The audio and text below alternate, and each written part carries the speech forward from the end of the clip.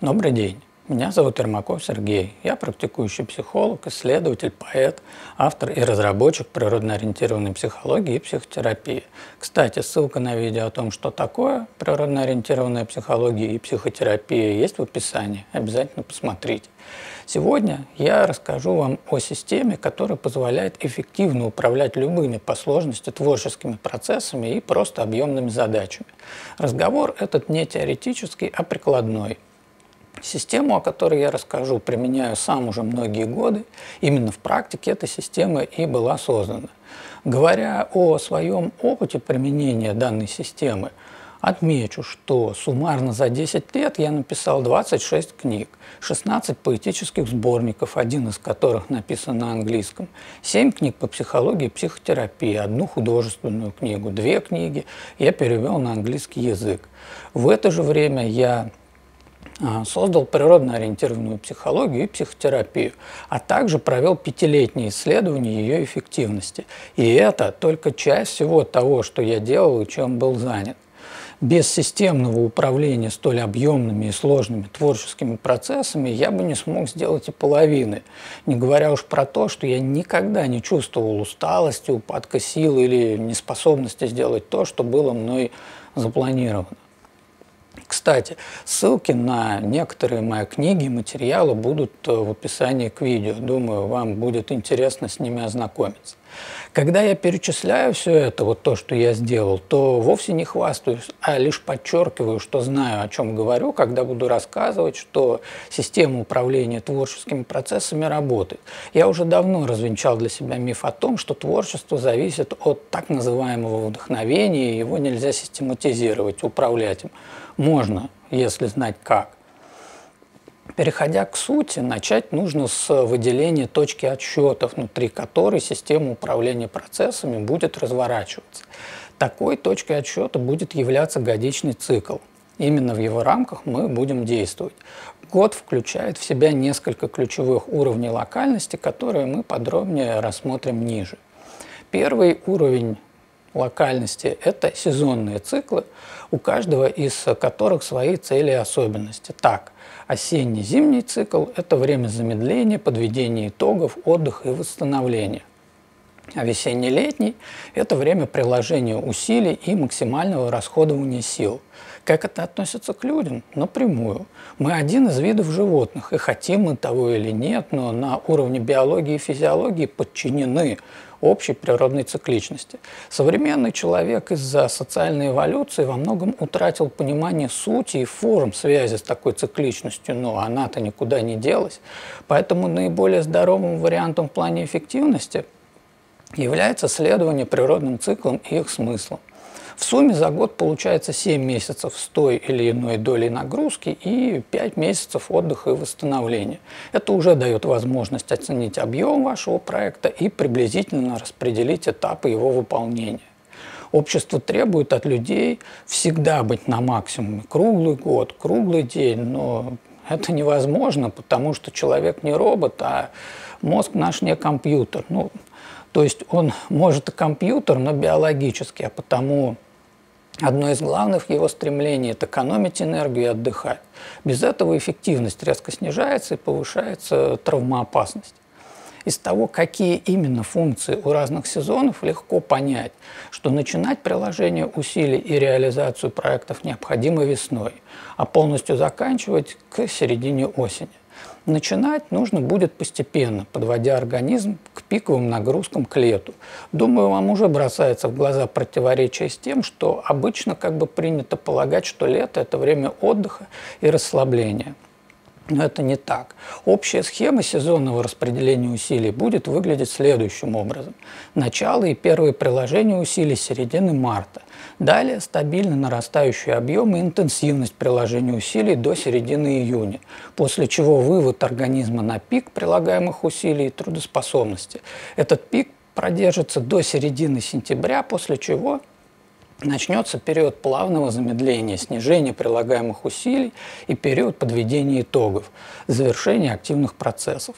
Этот период длится до середины ноября, за которым следует переключение к процессам отдыха и восстановления, когда включение во внешние процессы по возможности сведено к минимуму и касается лишь неотложных вопросов и дел. Такой период длится с середины ноября до середины марта, с пиком отдыха и восстановления с середины января по середину февраля. Таким образом замыкается годичный цикл эффективности. А теперь давайте спустимся на следующий уровень локальности и перейдем к суточным циклам. Именно их наполнение и будет максимально важным для успеха.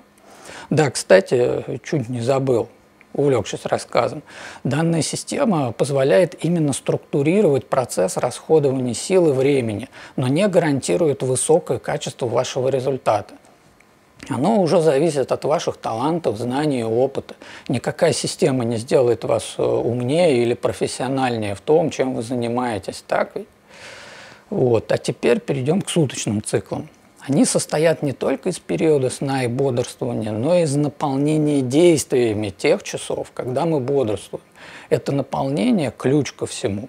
Рекомендуемая мной схема 45-45, то есть 45 минут активное включение в процесс, 45 переключений на что-то иное. На что зависит от общего наполнения вашего дня. Когда-то это будет просто отдых, когда-то тренировка, поход в магазин, приготовление еды, уборка, ну и так далее. Здесь важен сам принцип чередования и исследования ему. Кроме того, таких рабочих 45 минуток за день должно быть максимум 5. Это не мои выдумки, так работает наш мозг. 45 минут постоянной концентрации, как и суммарно 5 часов концентрации за сутки – это здоровый максимум. Начинать же лучше с 3 рабочих часов, постепенно выводя себя на 5.